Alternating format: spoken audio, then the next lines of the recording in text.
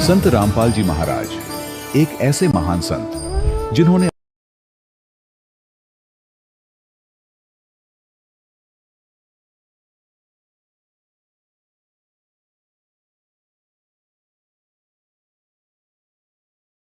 समाज को सुनहरे भविष्य की एक नई उम्मीद दिखाई है। संत रामपाल जी महाराज से नाम दीक्षा लेने के बाद लाखों लोगों की लाइलाज बीमारियां जैसे कैंसर, एड्स आदि ठीक हुई। संत जी के ज्ञान से प्रेरित होकर उनके अनुयायियों ने लाखों यूनिट रक्तदान किया। संत जी ने लाखों बहन बेटियों का दहेज मुक्त विवाह करवाया।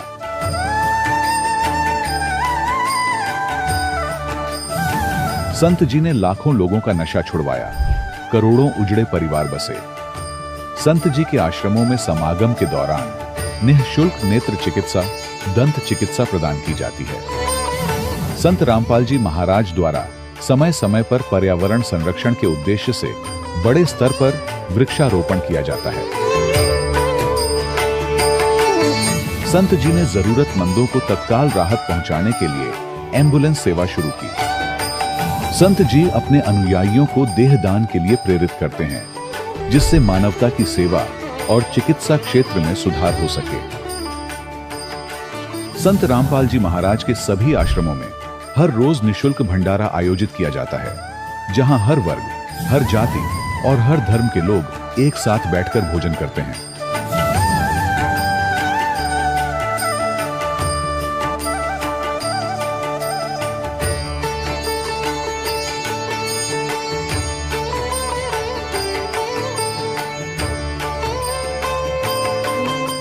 संत रामपाल जी महाराज की अन्नपूर्णा मुहिम ने गरीब और बेसहारा लोगों के जीवन में एक नई ऊर्जा और उम्मीद को जन्म दिया है। घर घर खाद्य सामग्री और जरूरी मदद पहुंचाकर संत रामपाल जी महाराज ने लोगों को दुख और मजबूरी से लड़ने की ताकत प्रदान की है।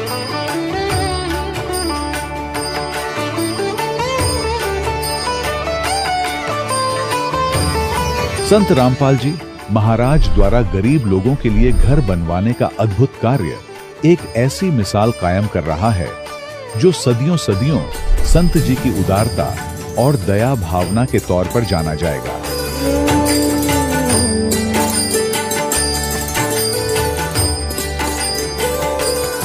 संत रामपाल जी महाराज के आश्रम में हजारों बुजुर्गों को सम्मान और प्यार के साथ जीवन जीने का अवसर मिलता है। उनके खाने, रहने और स्वास्थ्य की पूरी जिम्मेदारी संत रामपाल जी महाराज उठाते हैं। अनाथ बच्चों के लिए संत रामपाल जी महाराज के सभी आश्रम किसी वरदान से कम नहीं। यहाँ उन्हें शिक्षा, संस्कार और भविष्य के लिए बेहतर अवसर प्रदान किए जाते हैं। चाहे बाढ़ हो, भूकंप या महामारी, संत रामपाल जी महाराज और उनके अनुयायी हमेशा ही जरूरतमंदों के लिए सबसे आगे खड़े रहते हैं। कोविड महामारी के दौरान संत रामपाल जी महाराज के आश्रमों से करोड़ों लोगों के लिए भोजन, दवाइयां और जीवन रक्षक सामग्रियां उपलब्ध कराई गई। चाहे गरीब की मदद हो या किसी शोषित और पीड़ित वर्ग के हक और सम्मान की लड़ाई, संत रामपाल जी महाराज ने हमेशा ही उनकी दबी आवाज को सरकारों तक पहुंचाया है और उन्हें उचित न्याय दिलवाने में अहम भूमिका अदा की है।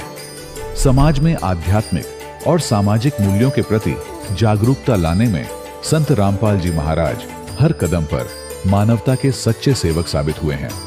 संत रामपाल जी महाराज का जीवन हमें सिखाता है कि सच्ची सेवा वही है जो निस्वार्थ भाव से की जाए।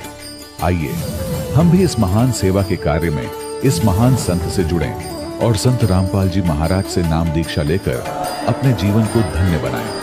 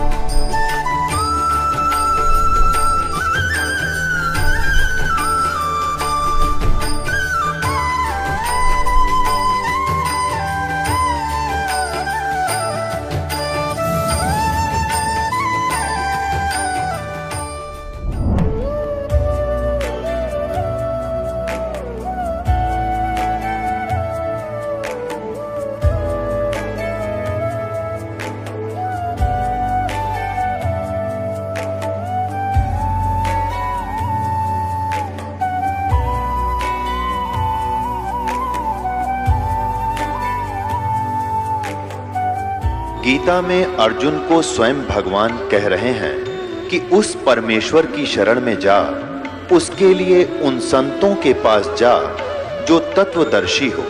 इसी प्रकार हजरत मोहम्मद को उनका अल्लाह कह रहा है कि कोई और पूर्ण परमात्मा है, उसको पाने के लिए उन तत्वदर्शी संत की तलाश कर।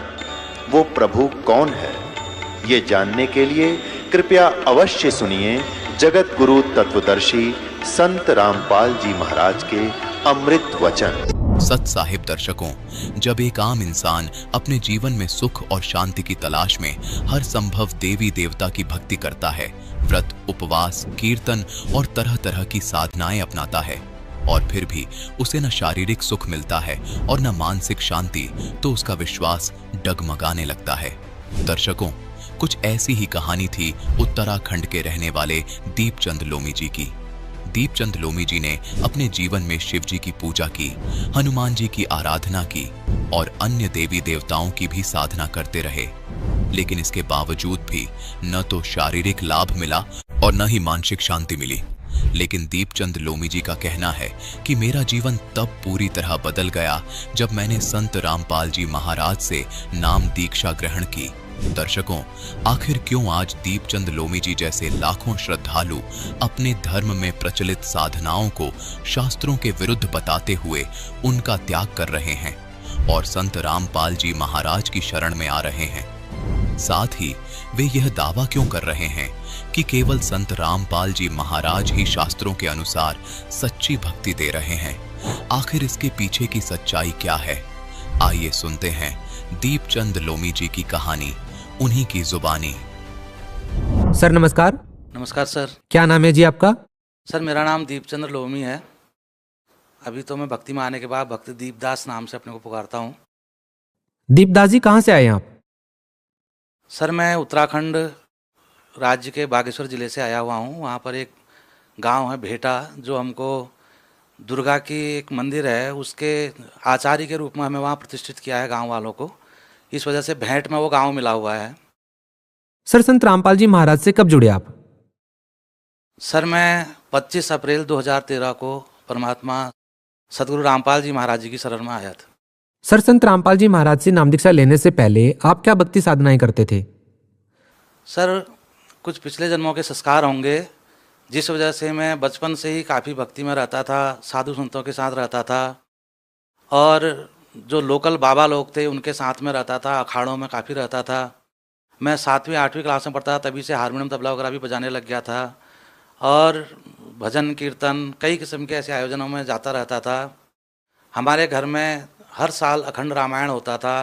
पूरे नज़दीक के गांव वालों को मैं निमंत्रण देता था, भंडारा भी कराता था, मंदिरों में भी काफ़ी सेवा करता था, भागवतों में काफ़ी, मैं ब्राह्मण के तौर पर भी रहता था क्योंकि ब्राह्मण जाति में मेरा जन्म हुआ है। और इसके अतिरिक्त मैं 3 बार अमरनाथ यात्रा करके आया। बाकी इधर के भी मंदिरों में, अपने उत्तराखंड के मंदिरों में तो कई बार जाता ही रहता था। अन्य भी कई धामों में मैं बद्रीनाथ, केदारनाथ, हरिद्वार, इन सब जगहों में कई बार जाता रहा। इसके अलावा नवरात्रि हर बार साल में 2 बार होती है, दोनों बार करता था। सपरिवार हम भक्ति करते थे और इतना सब कुछ करने के बाद भी हमें कुछ ऐसा आभास नहीं होता था कि पूर्ण इससे आगे भगवान कौन है। राम की भक्ति करते हैं तो विष्णु बड़े हैं, विष्णु के अवतार हैं।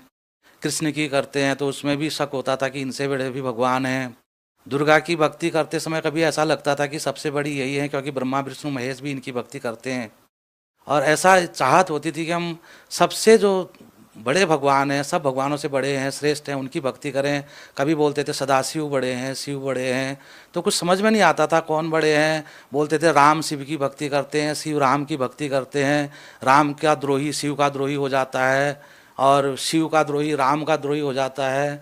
हमारे समझ में नहीं आता था कि एक भगवान अगर है तो हम इतनी भक्तियाँ करके एक भगवान को कैसे मान सकते। सर पहले आप इतनी सारी पूजाएं करते थे, आपकी भक्ति में बहुत गहरी रुचि भी थी, भगवान के प्रति आपकी इतनी दृढ़ आस्था थी। आपने अमरनाथ यात्रा, बद्रीनाथ यात्रा, केदारनाथ यात्रा आपने की, आपने भजन संध्या, पाठ संध्या, जागरण वगैरह भी किए। इतनी सारी भक्ति आप पहले कर ही रहे थे, तो फिर आप संत रामपाल जी महाराज की शरण में कैसे आ गए? सर मैं भक्ति तो बहुत करता था, लेकिन उस भक्ति के बाद में हम आरती भी करते थे जिसमें हम कहते थे कि विषय विकार मिटाओ पाप हरो देवा।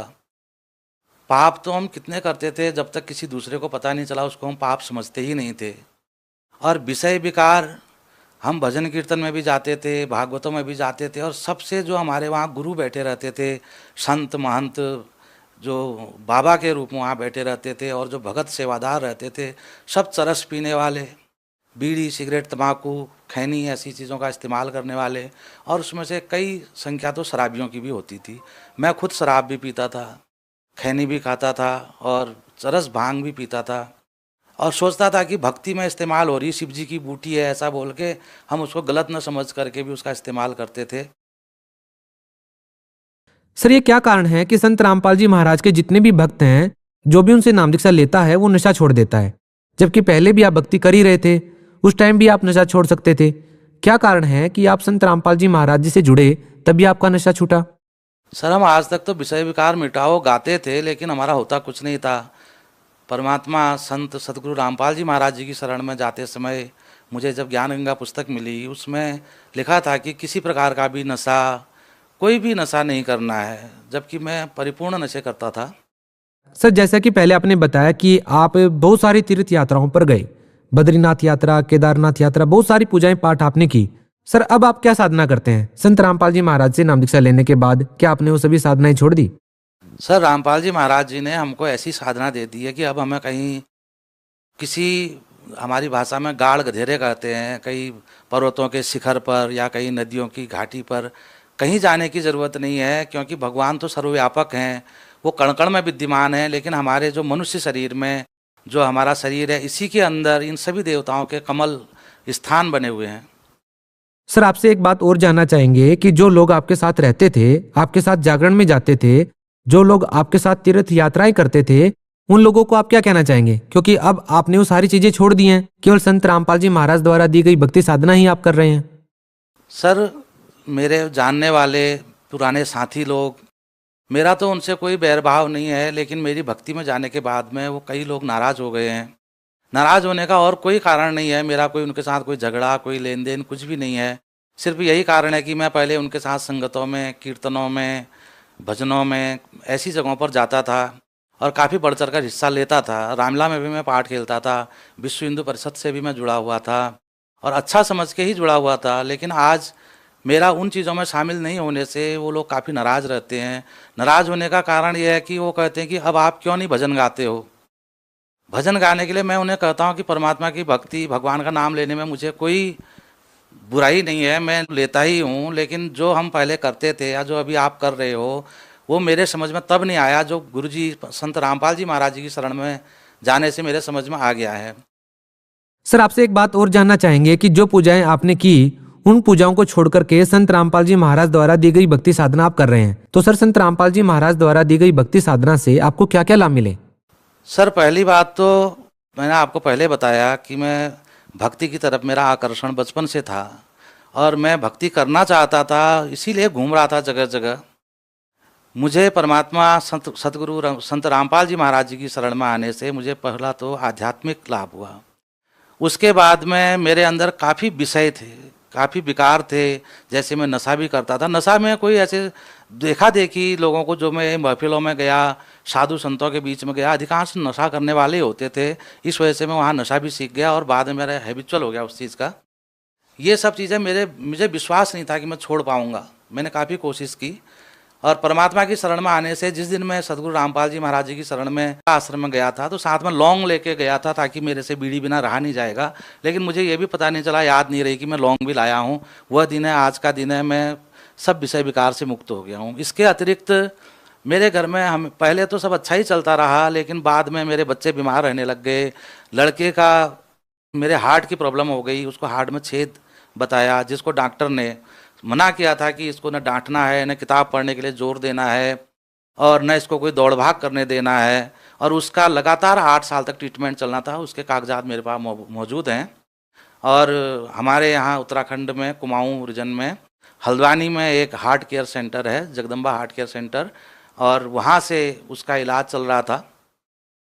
काफ़ी इलाज कराने के बाद भी उसको कोई विशेष लाभ भी नहीं था, और उसको तो एक जिंदा या मुर्दा एक जैसा ही था, ना उसको डांटना है ना उसको पढ़ने को कहना है, और बच्चा था फिर भी जी रहा था। साथ में मेरी लड़की, उसको ऐसी बीमारी थी जिसका कहीं इलाज नहीं हुआ। मैं उसको बड़े बड़े अस्पतालों में ले गया। वो स्कूल में जाती थी, स्कूल में जाते ही ठीक 10 बजे वो बेहोश हो जाती थी, उसकी सांस बंद हो जाती थी। और वो घर, वहाँ स्कूल से फ़ोन आता था, एडम्स स्कूल है गरुड़ में, इंग्लिश मीडियम स्कूल है, वहाँ से फ़ोन आता था। तो घर में हमारे परिवार के सदस्य कांपने लग जाते थे डर के मारे, क्योंकि हमारे लिए रोज़ की वो घटना हो गई थी। फिर बाद में मेरे को किसी ने बताया कि आप अपने घर के चक्करों को देखो, कोई ये पूछ करने वालों के पास में जाओ। हम उनके पास, मैं पहले भूत वगैरह को नहीं मानता था, वैसे तो बाकी भक्ति सब करता था।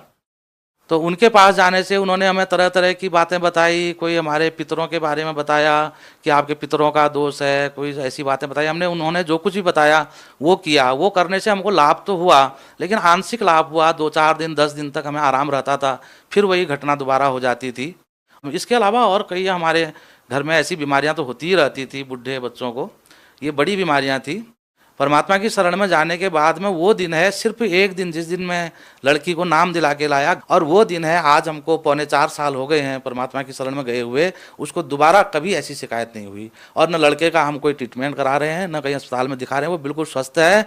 लड़की, उसको एक यहाँ मंडल डॉक्टर थे, चाइल्ड स्पेशलिस्ट गरुड़ बैजनाथ सरकारी अस्पताल में, उन्होंने तो साफ कर दिया था कि जो बीमारी इस बच्ची को है, इस बीमारी के लक्षण वाले बच्चे बचते नहीं हैं, ये मर जाएगी, आप इसकी आशा छोड़ दो। और वो स्कूल के लिए तैयार हो जाती थी, इसलिए हम भेज देते थे। हमारा दिल उसे स्कूल भेजने का नहीं करता था। आज वो बच्ची ने अपने स्कूल में टॉप किया है। एडम्स पब्लिक स्कूल है गरुड़ में, उसमें उसके हाई स्कूल में 10 CGP है। कई बार अखबार में भी नाम उसका आया। देहरादून से वो गोल्ड मेडल लेके आई है विज्ञान प्रतियोगिता में। और वो लड़की जो मर जाएगी बोला था, आज बिल्कुल स्वस्थ है। परमात्मा की महिमा तो बहुत है। काफ़ी लाभ हुए हैं, हर दिन लाभ होते हैं, कई एक्सीडेंट से भी बचाव होता है। सर, जैसा कि अभी आपने इंटरव्यू के दौरान बताया कि आपको हार्ट की प्रॉब्लम थी, सर क्या कोई रिपोर्ट वगैरह आपके पास है? क्या आप हमारे दर्शकों को दिखाएंगे? सर, मैं रिपोर्ट लेके आया हुआ हूँ। मेरे लड़के को हार्ट की बीमारी थी और उसके हार्ट में छेद था। प्रकाश पंत डॉक्टर हैं हल्द्वानी में, हार्ट स्पेशलिस्ट, उनसे उनका लगातार इलाज चल रहा था। वो रिपोर्टें मेरे पास में हैं। ये जगदम्बा केयर सेंटर, ये जो है हल्द्वानी के अस्पताल है, लगातार इसके पूरा टेस्ट होते थे। हर महीने मेरे को यहाँ से हल्द्वानी गाड़ी बुक करके जाना पड़ता था। और इसमें उसको बताया था कि 8 साल तक लगातार उसका इलाज चलेगा, जबकि उसको लगभग 2 साल हुए थे इलाज करते हुए कंटिन्यू। परमात्मा की शरण में आने के बाद में ये सभी भक्त लोग देख सकते हैं। गुरुजी संत रामपाल जी महाराज जी की शरण में जब हम गए और लड़के को मैंने नाम उपदेश दिलाया, उसके बाद से आज हम न किसी अस्पताल में गए हैं। कोई छोटी मोटी बीमारी का भी, सर्दी जुकाम बुखार इत्यादि, इसकी तो हमने दवा ली है। सर, जैसा कि अभी आपने बताया कि संत रामपाल जी महाराज से नाम दीक्षा लेने के बाद आप पितृ पूजा नहीं कर सकते, श्राद्ध नहीं निकाल सकते, तो जैसा कि आपने पहले हमारे को बताया था कि आप पहले जागरण करते थे, जागरणों में जाया करते थे, जैसा कि आप पहले हिंदू परिषद के अध्यक्ष भी रहे हैं, तो अब सवाल ये उठता है, लोगों में कहीं न कहीं इस बात को लेकर के शंका जरूर आएगी कि संत रामपाल जी महाराज कहीं धर्म परिवर्तन तो नहीं करवा रहे हैं, क्योंकि इस बात को लेकर के लोगों में काफी शंकाएं रहती हैं कि संत रामपाल जी महाराज जी के अनुयायी हैं, वो देवी देवताओं की पूजा नहीं करते हैं। क्या हिंदू धर्म परिवर्तन करवाना ही संत रामपाल जी महाराज का उद्देश्य है या कुछ और? क्या कहना चाहेंगे आप इस बारे में, क्योंकि हमारे दर्शकों के मन में लगातार ये सवाल उठता है। सर, संत रामपाल जी महाराज सिर्फ हिंदू धर्म के बारे में ही नहीं, अपितु सभी धर्मों के बारे में हमें बताते हैं कि उन धर्म ग्रंथों में क्या लिखा हुआ है। हिंदू धर्म में, चाहे मुस्लिम धर्म में या किसी अन्य धर्मों में जो पाखंडवाद फैल गया है, उन बुराइयों को दूर करके और धर्म के मुताबिक, धर्म ग्रंथों के मुताबिक भक्ति करना बताते हैं। वो टीवी में, और उन्होंने जो किताब हमें ज्ञान गंगा हम पर कृपा कर रखी है, उसमें उन्होंने पूरे उदाहरण उन सभी ग्रंथों के अध्याय, पेज नंबर, श्लोक नंबर और अर्थ सहित उनका बहुत ही अच्छा और सत्य अनुवाद करके दे रखा है। मेरे को बहुत ऐसा महसूस हुआ था कि ये हमारे धर्म के खिलाफ ऐसी कोई साजिश है। मुझे पढ़ने के बाद पता चला कि ये तो परमात्मा का ऐसा ज्ञान है जो कबीर साहिब जी ने हमें पहले भी पाखंडवाद से छूटने के लिए, काफ़ी आज से 600 साल पहले काशी में आके और लोगों ने उनका विरोध किया था। आज वही ज्ञान और वही परमात्मा संत रामपाल जी महाराज के रूप में आकर के हमें वही ज्ञान बता रहे हैं। सर, हिंदुस्तान में तो पहले ही बहुत सारे धर्म हैं, अब संत रामपाल जी महाराज कौन सा धर्म बनाने जा रहे हैं? सर धर्म तो हम अनेक अनेक किस्म के धर्मों में बढ़ चुके हैं। संत रामपाल जी महाराज हमको अनेक धर्मों से एक बनाना चाह रहे हैं। वो कहते हैं कि जीव हमारी जाति है, मानव धर्म हमारा, हिंदू मुस्लिम सिख ईसाई धर्म नहीं कोई न्यारा। हिंदू मुस्लिम सिख ईसाई तो 4 मुख्य धर्म है। इसके अतिरिक्त भी हमने अलग अलग गुरु संत बना करके कई धर्म अपने बना लिए हैं। संत रामपाल जी महाराज मानव धर्म को मानने के लिए कहते हैं, मानवता को मानने के लिए कहते हैं और एक पूर्ण परमात्मा की भक्ति करने कहते हैं। इसलिए हम जितने भी भाई बहन आज भगत बने हुए हैं सब एक परमात्मा की भक्ति करते हैं। हम कोई भेदभाव छुआछूत आपस में ऊंच नीच जातियां इन चीज़ों को नहीं मानते। न हम मुस्लिम हिंदू धर्म या कोई अन्य धर्म को मानते हैं, न हम किसी धर्म में प्रचलित जातियों को मानते हैं। हम सबको बराबर समझ के एक परमात्मा के बच्चे बन के भक्ति करते। सर भगत समाज को आप क्या संदेश देना चाहते हैं?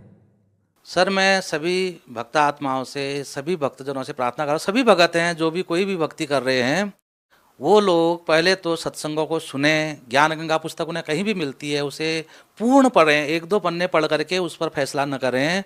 उसके बाद में अगर वो और जानकारी लेना चाहते हैं और भक्ति को, अपनी भक्ति को, सत्य भक्ति को करना चाहते हैं, उन्हें अपना ये सब शक दूर करने के लिए धर्म परिवर्तन है या नहीं है सब जानने के लिए उत्तराखंड में परमात्मा की दया से 6 नामदान सेंटर खुले हुए हैं। एक काशीपुर में है, एक हल्द्वानी में है और एक गरुड़ में बागेश्वर जिले के अंदर एक भीटा गांव है वहाँ पर खुला हुआ है, और एक श्रीनगर गढ़वाल में है, देहरादून में है, रुड़की में है। अभी अन्य भी और जिलों में खुलेंगे उत्तराखंड में।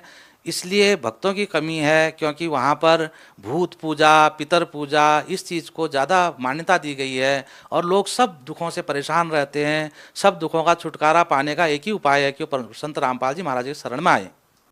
बहुत बहुत धन्यवाद सर। सर धन्यवाद, नमस्कार। दर्शकों, अभी आपने सुने संत रामपाल जी महाराज से दीक्षा प्राप्त करके सुखी हुए भक्त के अनुभव। अब देखिए जगत गुरु तत्वदर्शी संत रामपाल जी महाराज के मंगल प्रवचन।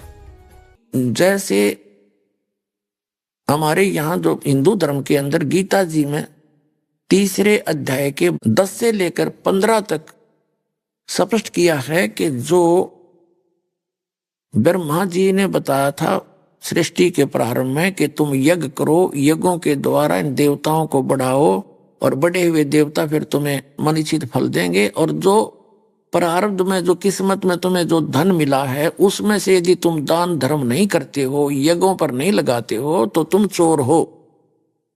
5 यज्ञ बताई हैं। एक यज्ञ है धर्म की, जैसे भंडारे करना, भोजन कराना, और दूसरी यज्ञ है ध्यान, परमात्मा को याद करना। उसका मेडिटेशन का अर्थ ये नहीं हठ योग, ध्यान यानी उसका चिंतन बना रहे। जैसे किसी को टेंशन हो जाती है किसी भी बात की, उसका मन हटाए से नहीं हटता उस टेंशन पॉइंट तक, तो वो मेडिटेशन है।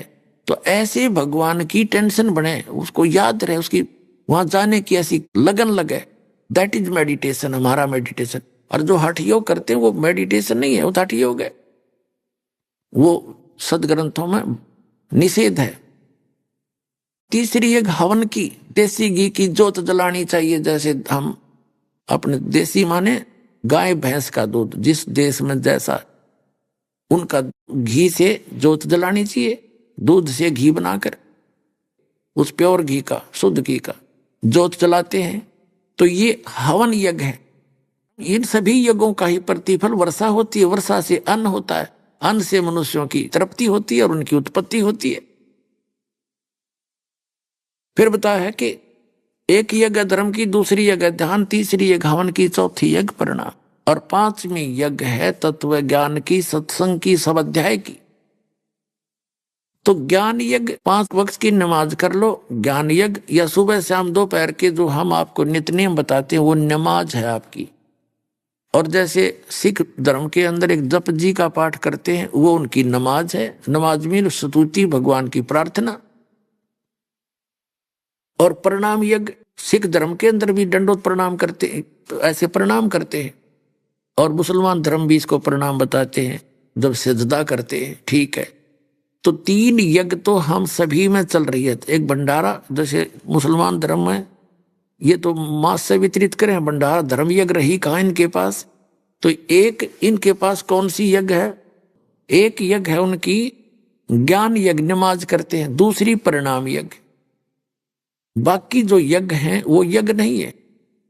रोजे रखना, गीता अध्याय नंबर 6 के श्लोक नंबर 16 में स्पष्ट किया कि अर्जुन, ये भक्ति, ये योग, ये साधना न तो बिल्कुल ना खाने वाले की यानी व्रत रखने वाले की, और ना ज्यादा खाने वाले की, ना अधिक सोने वाले की, और ना घना जागने वाले की कभी सफल नहीं होती।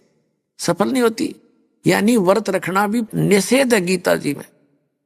तो व्रत तो किसी भी सदग्रंथ में नहीं कहा गया है। इतना खावे प्रथम अंजल संयम राखे, योग युक्त सब सतगुरु भाके। इस योग की युक्ति सतगुरु बतावेंगे, वो के बतावेंगे, प्रथम अंजल संयम राखे।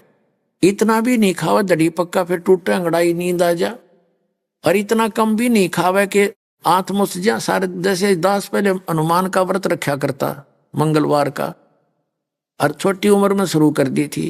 हनुमान तो याद आता नहीं, रोटी याद आया करती कद 12 बज्जर तुरमा खावे। ऐसी साधना थी हमारी। बताओ क्या भक्ति थी। हनुमान चालीसा वैसे करा करते, वैसे कर लेते। बताओ उस भूखा मरते क्या लाभ था। हमें जैसे गाइडलाइंस मिले हम उसी तरह करते रहे। तो ये रोजा भक्ति मार्ग में नहीं आता। वास्तविक भक्ति मार्ग में जो complete God given, complete God यानी पूर्ण परमात्मा द्वारा गया कंप्लीट स्पिरिचुअल नॉलेज की बात कर रहा है दास। किसी पुराण में कुरान में अगर इस उनके अल्लाह अकबर से हटकर अन्य का किसी का आदेश है तो वो कंप्लीट परमात्मा के पाने की पूर्ण मोक्ष की भक्ति नहीं है। अब ये 5 यज्ञ हैं। एक यज्ञ है धर्म की, दूसरी यज्ञ है ध्यान, तीसरी यज्ञ हवन की, चौथी यज्ञ परिणाम, और 5वीं ज्ञान की। ये जो यज्ञ हैं ये तो एक समझ लो रोगी के लिए एक ग्लूकोज का काम करती। ग्लूकोज हमें जन्म और मृत्यु का दीर्घ रोग लगा हुआ है। जब तक जरा और मरण यानी बुढ़ापे का कहर और मृत्यु का रोग नहीं कटेगा तब तक हम सुखी नहीं हो सकते। और ये रोग ब्रह्मा विष्णु महेश तक लगा हुआ है। ब्रह्म और परब्रह्म सरपुरुष और अक्षर पुरुष तक लगा हुआ है। केवल निराम में एक कंप्लीट गॉड अल्लाह अकबर है। वो पूर्ण परमात्मा परम अक्षर ब्रह्म है, सत्य पुरुष है। और उसका लोक वहां गए हुए प्राणी जो वहां रह रहे हैं और जो यहां से मोक्ष होकर जाते हैं वो भी कभी उनको बुढ़ापा नहीं होता, यंग रहते हैं, मृत्यु नहीं होती। जो आप यहां ठाठ लेना चाहते हो सारा कुछ वहां पर मिलेगा। आपने वहां ऐसे ही नर और नारी करके आपकी सृष्टि है। आपके बच्चे होंगे लेकिन वो युवा सतिथि में आकर के कभी इससे आगे ना उम्र घटेगी, वो उस सतिथि में रहेंगे और कभी मृत्यु नहीं होगी। अपने आत्माओं, अब आप हो और आपके बच्चे हैं, आपकी पत्नी है, आपके बच्चों की पत्नियां हैं, आपके छोटे छोटे पोता पोतियां हैं। आपको कितने अच्छे लगते हैं और फिर 1 मिनट में सारे मर जाएं।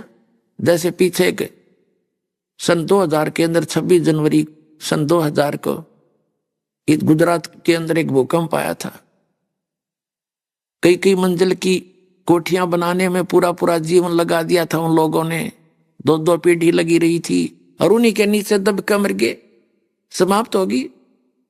और दूसरी बात एक विचार करने की है, जैसे मुसलमान भाई कहते हैं कब्रों के अंदर उनको दबा देते हैं और वो वहां रहते हैं, तो उस साइक्लोन के अंदर, उस भूकंप के अंदर उन कब्रों का पता नहीं कहाँ गए, बड़ी बड़ी कोठियों का पता नहीं वो कहाँ गए।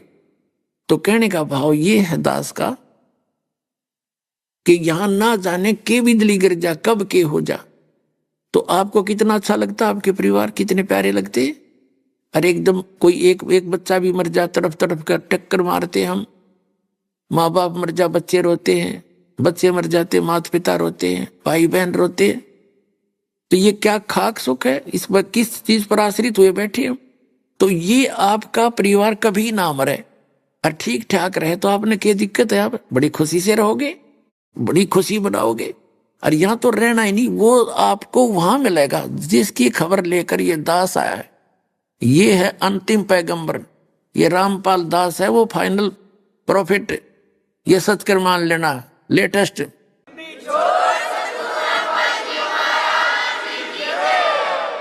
और विद कंप्लीट स्पिरिचुअल नॉलेज और with complete method of worship इस दास के पास है।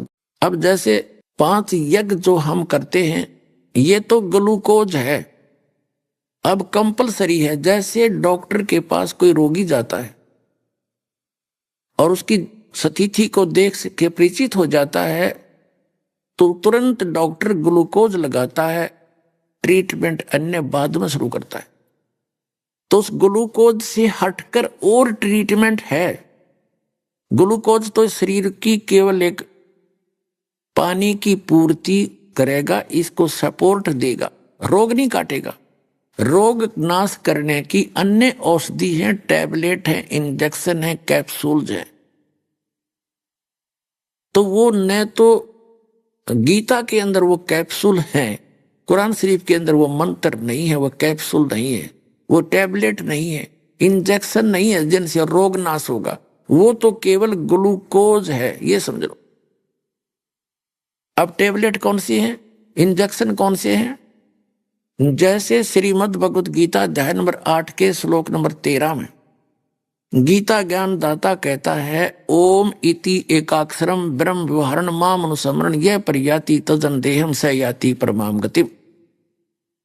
मुझ ब्रह्म की साधना का केवल ओम एक मंत्र है, नथिंग एल्स।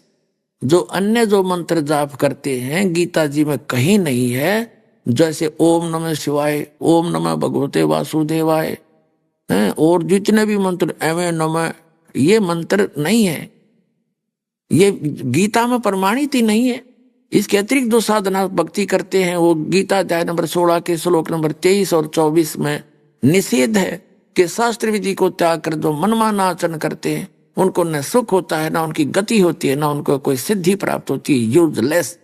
इसलिए अर्जुन, भक्ति के लिए तुझे सदग्रंथों का आधार ही मानना चाहिए। तो गीता ज्ञान दाता ने केवल एक वो मंत्र बताया, और गीता को सर्वोच्च मानते हैं सब हिंदू धर्म के भाई, और गीता वाली एक भी क्रिया नहीं करते, उसके हटकर ही साधना करते, पढ़ते गीता को है। ये तो वो काम कर रहे हैं जैसे एक भक्त कह रहा था, बोला यार ये समाजी औरों को तो सलाह देते हैं गाय रखने की और स्वयं रखेंगे भैंस इनकी कथनी और कथनी में न्यू अंतर है। तो ये खुद ऐसा ही करते हैं, औरों को सलाह देते हैं गीता पढ़ो और मंत्र देते हैं ओम नमः शिवाय, ओम वासुदेव ओ भगवते नमाय, एवं नमः, पता नहीं कितने सरनामा विष्णु का बना दिया। तो इसमें ओम नाम का जाप है, नथिंग एल्स। ये सरपुरुष का है। गीता अध्याय नंबर 15 के श्लोक नंबर 16 और 17 में 3 पुरुष हैं, सरपुरुष, अक्षर पुरुष, परम अक्षर पुरुष। और सरपुरुष है ये ब्रह्म है, काल है, जो गीता ज्ञान दाता है, वेद ज्ञान दाता है, कुरान शरीफ का ज्ञान दाता है, इंजिल का ज्ञान दाता है, और जबूर का ज्ञान दाता है, तोरात का ज्ञान दाता है। ये ब्रह्म है। उनमें ये मंत्र नहीं दिए इसने, क्योंकि वो पहले वो मंत्र वास्तविक इनमें दे चुका था। जैसे तोरात के अंदर सृष्टि रचना बता दी इसी ने, आगे उसने बताना आवश्यक नहीं समझा कि उसने बोल ही दिया पहले।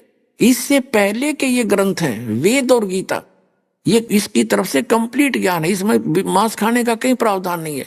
आगे चल के इसने अपनी स्थिति बनाए रखने के लिए अपने सतर से कहीं कह दिया मांस खा लो, ऐसे पशु खाओ, ऐसे खाओ, ये इसका अपना आदेश है। इस काल ब्रह्म का, कुरान शरीफ के ज्ञानदाता का, वो अल्लाह अकबर का नहीं है। अल्लाह अकबर ने तो तौरात के उत्पत्ति ग्रंथ में सबसे पहले बता दिया है किसी भी मनुष्य को और किसी भी प्राणी, चाहे जलचर है, चाहे वनचर है, चाहे वो वायु का पक्षी है, कोई भी मांस नहीं खाएगा, बीजदार पौधे दिए खाओ। ये फाइनल फैसला है उस कंप्लीट गॉड का। आगे कोई ये मांस खाने का प्रावधान बताया है इस काल ने बताया, जो कुरान शरीफ के ज्ञानदाता ने। ये अल्लाह अकबर का आदेश नहीं है। और उस कुरान शरीफ के ज्ञानदाता के आदेश का पालन करके जो मांस खाते हैं, हिंसा करते हैं, तो अल्लाह अकबर उस समर्थ का विधान भंग होने से वो दंडित होते। फिर एक उदाहरण देते हैं, जैसे एक SHO का मित्र था कोई, दरोगा जी का। उसने कहा कि दरोगा जी, मेरा एक पड़ोसी है, मेरे साथ वाला, मकान वाला, मुझे बहुत परेशान रखता है, किसी तरह भी बाज नहीं आता, क्या इलाज करूं? एसएचओ ने कहा कि मार उसका लठ, माफ देख लूंगा, मार दे उसको। उसने अपने पड़ोसी के साथ जाके झगड़ा ठान दिया एसएचओ की आज्ञा मान के, एक अधिकारी की, और उसका पड़ोसी मर गया, साथ के मकान वाले की मृत्यु होगी। राजा का विधान था जो किसी को मारेगा उसको सजाए मौत होगी। उस अधिकारी एसएचओ की आज्ञा का पालन करके एक व्यक्ति की मृत्यु कर देने से उसको सजाए मौत हुई, क्योंकि उसने राजा का कानून तोड़ दिया एक अधिकारी के कहने से, अधिकारी की आज्ञा पालन करके। इसी प्रकार वो कंप्लीट गॉड का विधान उसने बता दिया तौरात के अंदर और बाइबल के उत्पत्ति ग्रंथ में कि कोई भी मांस नहीं खावेगा, तुम्हारे लिए ये बहुत भरपूर खजाना दे रखा है। उसके अतिरिक्त किसी कुरान शरीफ के ज्ञानदाता ने आदेश दे दिया मांस खा लो, ऐसा खा लो, ऐसा ना खाइयो, तो वो अल्लाह अकबर का आदेश नहीं, उस दरोगा जी का आदेश है। उसका पालन करने से आपको दंडित होना पड़ेगा। उसके लिए कहा है सूक्ष्म वेद में कि मुल्ला जी आज आप मुर्गी मारते हो, अगले जन्म में ये मुर्गी तो मुल्ला बनेगी, आप बनोगे मुर्गी और ये तेरी गर्दन काटेगा। ये टिट फॉर टैट कभी नहीं जाएगा, भूलना मत, अपना विधान मत बना के बैठे। तो इस प्रकार ये जो विधान है मांस खाने का, ये अल्लाह अकबर का नहीं है, कंप्लीट गॉड का नहीं है, परम अक्षर ब्रह्म का नहीं है। तो अब जो प्रसंग है उसी पर आते हैं कि अन्य जो भक्ति हम करते हैं जब तक ग्लूकोज से काम नहीं चलेगा। जैसे पूरा सिख धर्म भी वो क्या करता है, वाणी का पाठ करते हैं, ये ज्ञान यज्ञ है, भंडारे करते हैं, धर्म यज्ञ है, प्रणाम करते हैं, ये प्रणाम यज्ञ है, लेकिन हवन यज्ञ भी वहां नहीं है। और फिर मंत्र जो वास्तविक मंत्र है, सतनाम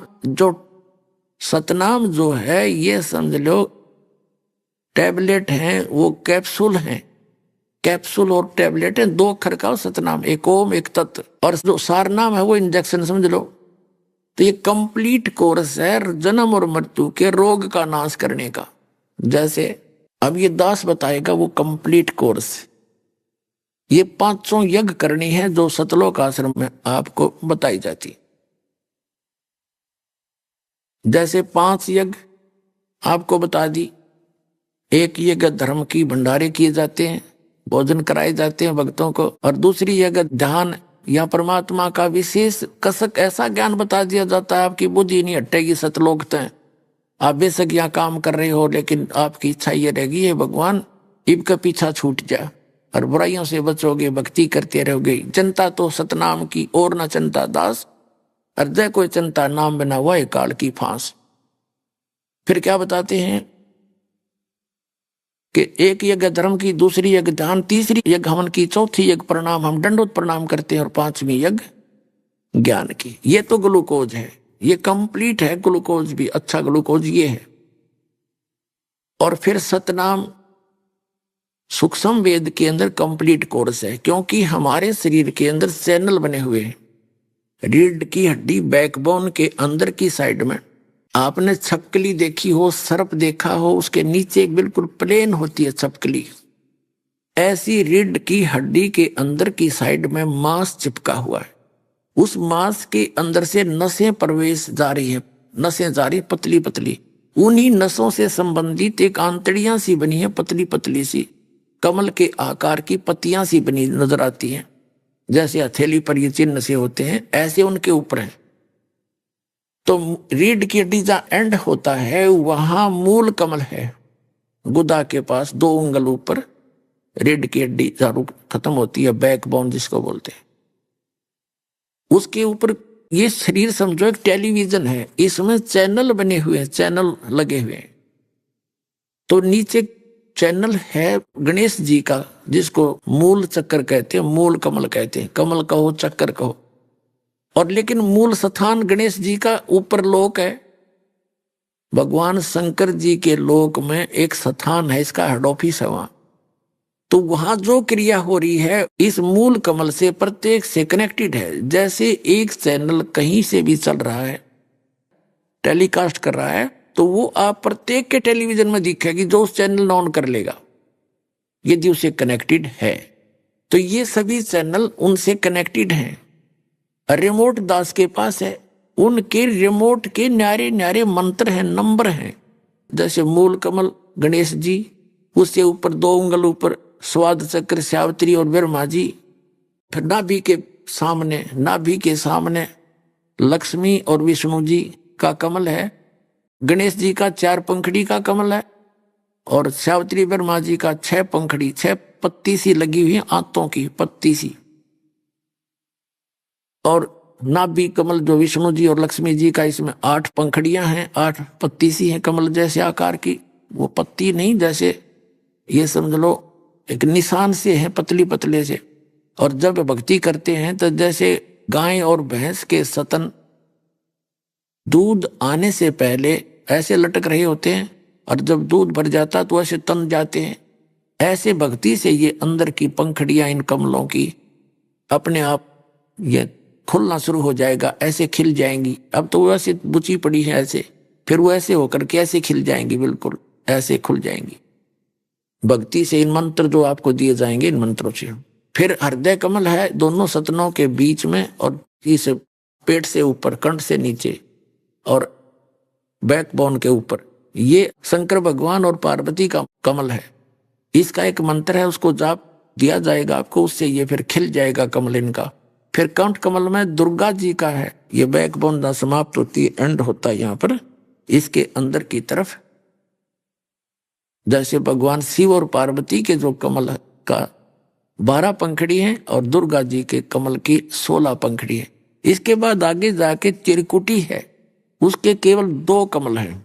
और उसके बाद फिर आगे चलता है, ये आगे डिटेल अभी नहीं बताएंगे, क्योंकि कुछ वक्ता पाक के और आपको भ्रमित करना शुरू कर देंगे। अभी तक इसके आगे का रहस्य किसी के पास नहीं है इस दास के अतिरिक्त, इसलिए आपको उसकी आवश्यकता भी नहीं है। जो ज्ञान आप देना चाहता है दास, वो इतना ही आपको पर्याप्त है, क्योंकि 10वीं कक्षा के बच्चे को उतना ही कोर्स कराया जाता है जिसको उसको आवश्यकता है।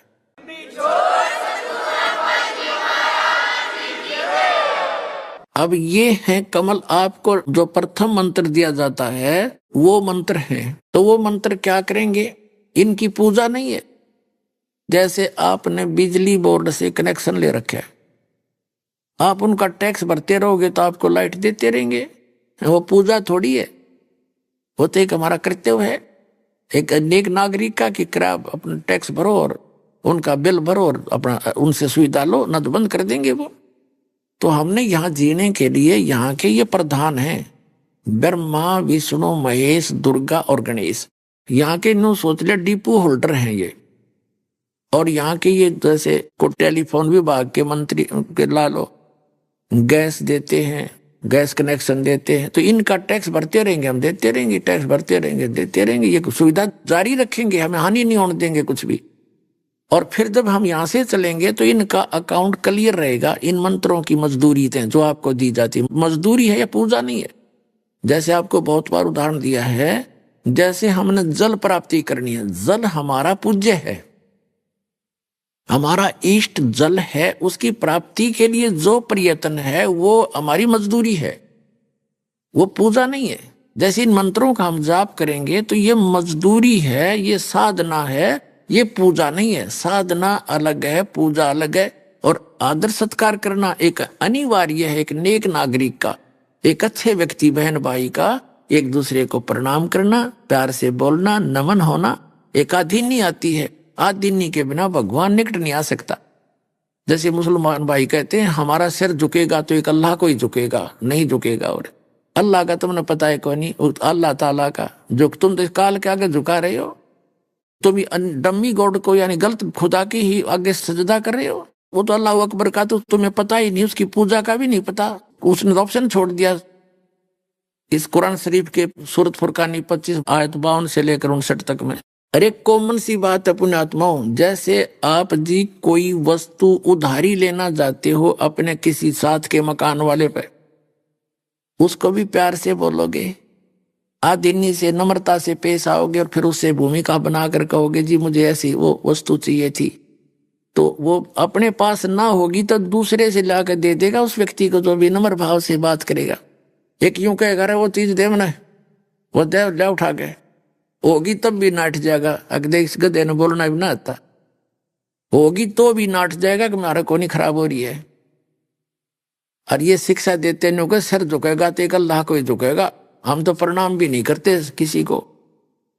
तो ये भक्ति की मार्ग है। और जिस सभा के अंदर अड़ताड़ी बजे, वो भक्तों की सभा नहीं हो सकती, वो तो एक राजनेताओं की हो सकती है या केवल एक तमाशगरों की हो सकती है।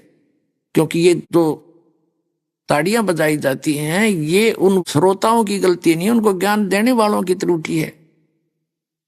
जय बोले भगवान की, भगत तो जय बोला कर उस परम पिता की, और ये ताड़ी बजावे, ये ताड़ी बजाना कोई भक्तों का काम है।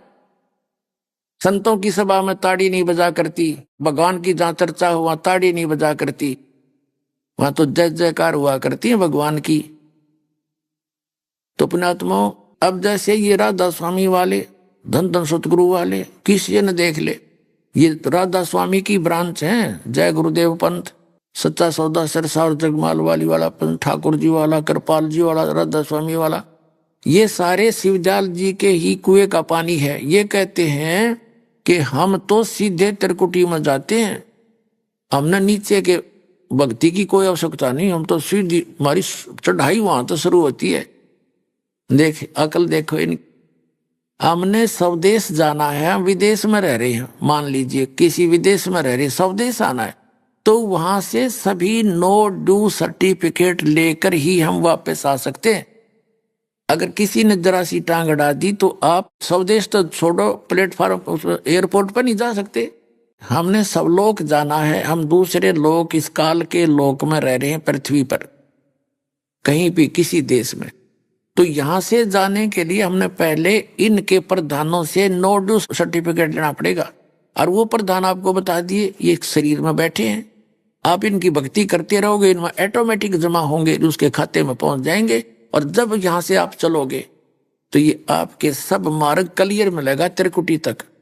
त्रिकुटी पर जाना कोई बालकों का खेल नहीं है, ये तो मारे सट्टे पे, मतलब इन्हें ज्ञान नहीं। राधा स्वामी वाले, धन धन सतगुरु वालों को तो इन्हें सतनाम का नहीं पता आज तक है क्या।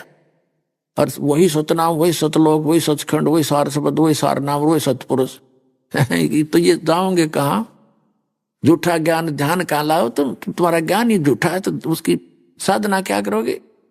तो उसका अर्थ ये है, ये कहते हैं हम तो सीधे त्रिकुटी पे पहुंच जाते हैं। त्रिकुटी कोई बरवाड़ा का बस स्टैंड नहीं है, साइकिल पर जाओ तो भी पहुंच जाए, या कोई पैदल गया वो भी पहुंच गया। वाह भाई वाह, त्रिकुटी पर जाने के लिए हंगा लगेगा, बहुत जोर लगाना पड़ेगा।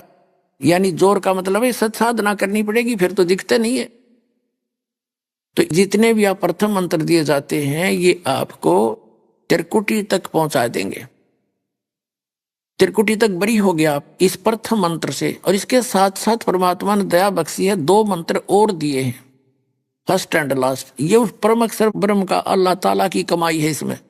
वो कमाई आपको इसके साथ रहेगी और आपको त्रिकुटी बजा कर छोड़ देंगे।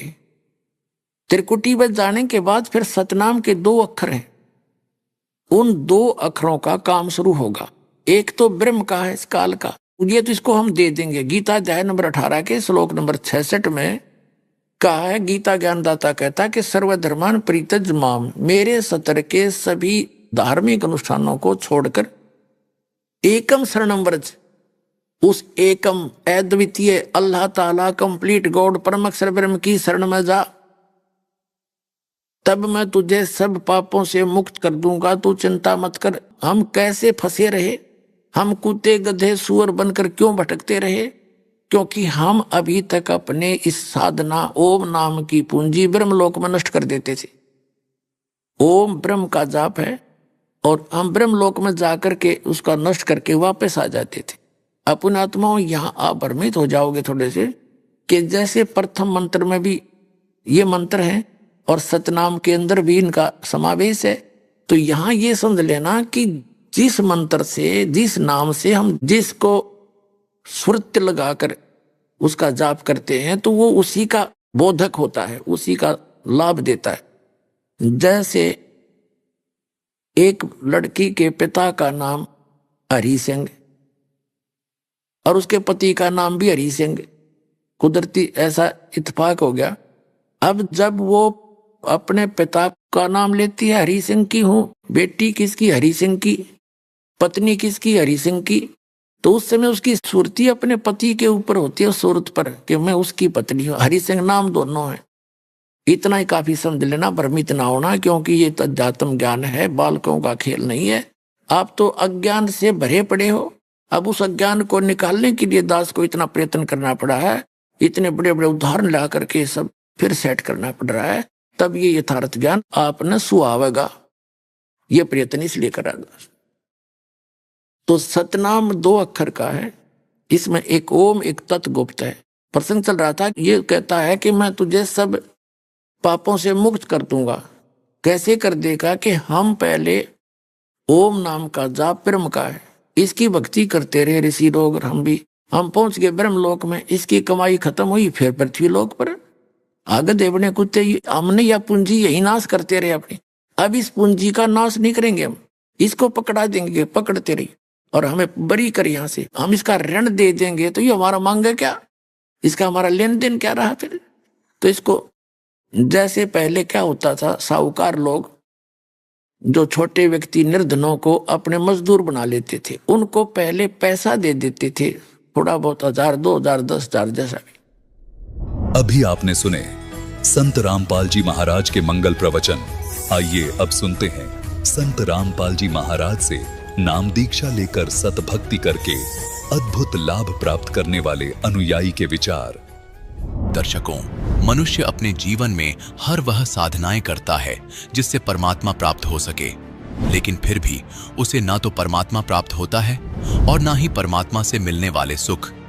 दर्शकों, ऐसा इसलिए है क्योंकि आज का मनुष्य शास्त्र विधि को त्याग कर मनमाना आचरण कर रहा है।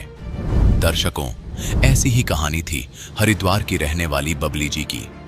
बबली जी रोजाना सुबह 4 बजे उठकर पूजा पाठ किया करती थीं, देवी देवताओं के व्रत भी रखती थीं, लेकिन फिर भी इन्हें अपने जीवन में कभी शांति नहीं मिली।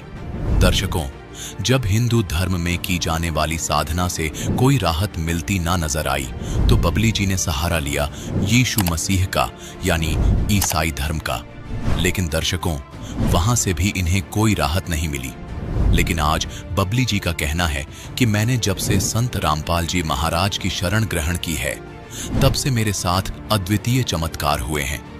मेरी जिंदगी आज पूरी तरह से बदल गई है। दर्शकों, आखिर बबली जी ऐसा क्यों कह रही हैं? आखिर क्यों बबली जी संत रामपाल जी महाराज को भगवान बता रही हैं? सुनते हैं बबली जी की कहानी उन्हीं की जुबानी। नमस्कार जी। नमस्कार सर जी। क्या नाम है जी आपका? मेरा नाम बबली है। बहन जी, आप कहाँ से हैं? मैं हरिद्वार से हूँ भगत जी। संत रामपाल जी महाराज जी से नाम उपदेश आपने कब लिया? सन 2021 में ली सर जी। संत रामपाल जी महाराज जी से नाम उपदेश लेने से पहले क्या आप कोई भक्ति साधना भी करती थीं? जी भगत जी, मैं भक्ति साधना ब्रह्मा विष्णु महेश शेरावाली इन्हीं सभी देवी देवता की करती थी, लेकिन कोई लाभ नहीं हुआ भगत जी। मैंने तो बहुत सेवा की है, मंदिर पे 4 बजे उठ जाना, दीवे लगाना, व्रत करना और बहुत पूजा की सर जी मैंने। जैसा कि आपने बताया कि आप हरिद्वार से हैं, आपने बहुत ज़्यादा कठिन साधनाएं भी की हैं, तो फिर क्या कारण बना कि आप संत रामपाल जी महाराज जी की शरण में आईं? देखो सर जी, हम पहले बहुत लड़के को महत्व देते थे कि लड़का नहीं हुआ, लड़का नहीं हुआ। मेरे 5 लड़की थी भगत जी और मेरे लड़का नहीं था, और लड़के के कारण भगत जी हम बहुत देवी देवताओं को मानते रहे, पूजा करते रहे, तांत्रिक के पास भी गए, भक्तों के पास भी गए, जैसे पंडित सभी के पास गए, लेकिन भगत जी हमें कोई लाभ नहीं हुआ। फिर जब हमें कोई लाभ नहीं हुआ तो हम यीशु मसीह में भी गए। यीशु मसीह में 2-2.5 साल रहे भगत जी, वहाँ से भी कोई लाभ नहीं हुआ, हमें लड़का नहीं हुआ। फिर ऐसे हम लड़के के कारण अपना घर भी छोड़ दिया। ऐसे बोलने लगे कि तुम अपना घर बदल दो, अपने जगह बदल दो, इसके कारण लड़का हो जाएगा। भगत जी हमने अपना घर भी छोड़ दिया, 1-1.5 साल हम अपने घर रहे, लेकिन भगत जी वहाँ पे भी कुछ नहीं हुआ। फिर भगत जी हमें एक भगत मती मिली, हम जैसे किराए पे रहते थे, उसने बताया कि तुम यीशु मसीह में हो, तुम ऐसे कोई लाभ नहीं होगा। संत रामपाल जी महाराज का ज्ञान टीवी पे आ रहा है, आप उसके ज्ञान को सुनो, वे बहुत अच्छा ज्ञान दे रहे हैं, शास्त्र अनुसार ज्ञान सुना रहे हैं। तो भगत जी हमने उनका सत्संग सुना और उन्होंने भी हमें समझाया। तो भगत जी जैसे हमने उनका ज्ञान सुना, देखा, मैंने कहा कि इनको तो मैंने बहुत पहले सपने में देखा था। भगत जी वो मुझे सपने में पहले दर्शन दे चुके थे। परमात्मा कहते थे कि बेटी मैं भगवान हूँ और 5-6 लड़कियों के बाद तेरे बेटा हुआ। सच में परमात्मा मुझे 5-6 बेटियों के बाद ही उन्होंने दर्शन दिए और सचमुच में मुझे मिले और परमात्मा की भक्ति मिली, उनका नाम लिया मैंने। उसके बाद जैसे ही मैंने ज्ञान को समझा तो भगत जी उनका नाम भी लिया। नाम लेने मेरी इच्छा यही थी कि लड़का हो, लेकिन हम अज्ञानी थे, हमें कोई ज्ञान नहीं था, संसार का ही ज्ञान था भगत जी हमें। पर हमारे गुरुजी तो यही कहते हैं कि बेटा और बेटी में कोई फ़र्क नहीं होता। तब तक हमने गुरुजी का सत्संग नहीं लिया था, नाम नहीं लिया था भगत जी, उनका नाम नहीं लिया था, हमें ज्ञान भी नहीं था। हमारी इच्छा एक लड़के में ही थी भगत जी। 15 साल से भगत जी मेरे को कोई लड़का नहीं था। मैं दर दर भटकती रही, देवी देवताओं की पूजा करती रही, लेकिन सर जी मुझे कोई लाभ नहीं हुआ। और भगत जी मुझे डॉक्टर ने ऑपरेशन के लिए तो बोल ही दिया था, लेकिन भगत जी मेरा कोई ऑपरेशन नहीं हुआ। उसी दौरान मेरे लड़का भी हुआ, लेकिन कोई ऑपरेशन नहीं हुआ। नहीं, डॉक्टर ने मुझे मेरठ के लिए लिख दिया था कि ऑपरेशन होगा। लेकिन हमें नाम लेने के बाद, परमात्मा का नाम दीक्षा लेने के, संत रामपाल जी महाराज से नाम दीक्षा ली, उसके बाद हमें परमात्मा ने एक लड़का भी दिया। संत रामपाल जी महाराज ने हमें, जो हमारी इच्छा थी, हमारी इच्छा पूरी की। लेकिन परमात्मा ये कहते हैं कि बेटा लड़का लड़की में कोई फ़र्क नहीं होता, जो हमारी भक्ति करते हैं मैं उसको सब कुछ, ये सब कुछ तो रूंगे में देता हूँ। मेरा तो गुरुजी कहते हैं हमारा असली उद्देश्य है कि मोक्ष हो, कल्याण हो। सर जी मेरे पथरी भी थी और पथरी मेरे 27 ml की बन चुकी थी और 27 ml की पथरी जैसे मैंने दवाई खाई तो वो टूट कर पथरी की जो नली है उसमें आ चुकी थी। जैसे मैंने अल्ट्रासाउंड कराया, अल्ट्रासाउंड मैं पथरी पित्त की नली के अंदर आ गई और डॉक्टर ने बोला कि आप मेरठ चले जाओ, मेरठ से अपना ऑपरेशन करवाओ पित्त की नली का। पित्त की नली का जैसे मैंने ऐसे सुना कि पित्त की नली में पथरी आ गई है, मेरठ अल्ट्रासाउंड होगा, तो सर मैं बहुत घबरा गई। फिर हमने नाम लिया था संत रामपाल जी महाराज का, उन्हें हमने प्रार्थना लगाई। जैसे ही प्रार्थना लगाई भगत जी, उस दिन से मेरे कोई ना दर्द है ना कोई पथरी है। नहीं तो भगत जी मुझे मेरठ के लिए बोल दिया था कि तुम्हारा ऑपरेशन होगा। पहले पित्त की नली में जो आ गई थी उसका होगा, फिर पित्त की थैली का होगा। लेकिन भगत जी मैं बिल्कुल सही हूँ और उसके पित्त की नली के पथरी रहते हुए भी भगत सर जी परमात्मा ने लड़का दिया है, मुझे कोई दिक्कत नहीं हुई। मेरे पति 14-15 साल से नशा करते थे। संत रामपाल जी की महाराज की दया से उन्होंने भी नाम ले लिया और उनका भी सब नशा छूट गया। ना भी शराब पीते हैं, तम्बाकू खाते थे, मीट का सेवन भी करते थे, लेकिन संत रामपाल जी की महाराज की दया से उनका सब नशा छूट गया सर जी। संत रामपाल जी महाराज जी ने आपको बहुत अद्भुत लाभ दिए। तो जो दर्शक आज आपको टीवी पर देख रहे हैं और वह भी संत रामपाल जी महाराज जी से जुड़ना चाहते हैं तो कैसे जुड़ सकते हैं? सर जी चैनल पर संत रामपाल जी महाराज का सत्संग आता है और जैसे ही पीली पट्टी पर संत रामपाल जी महाराज का सत्संग चलते हुए नंबर आते हैं भगत जी, उन नंबर से हम नोट कर कर प्रार्थना लगा सकते हैं, फ़ोन कर सकते हैं और ऑनलाइन भी परमात्मा नाम दीक्षा देते हैं और 500 से ज़्यादा भी नाम केंद्र खुल चुके हैं। हम वहाँ भी जाकर नाम दीक्षा ले सकते हैं, ऑनलाइन भी ले सकते हैं। मालिक ने बहुत दया कर दी सर जी। धन्यवाद जी। सत साई भगत जी।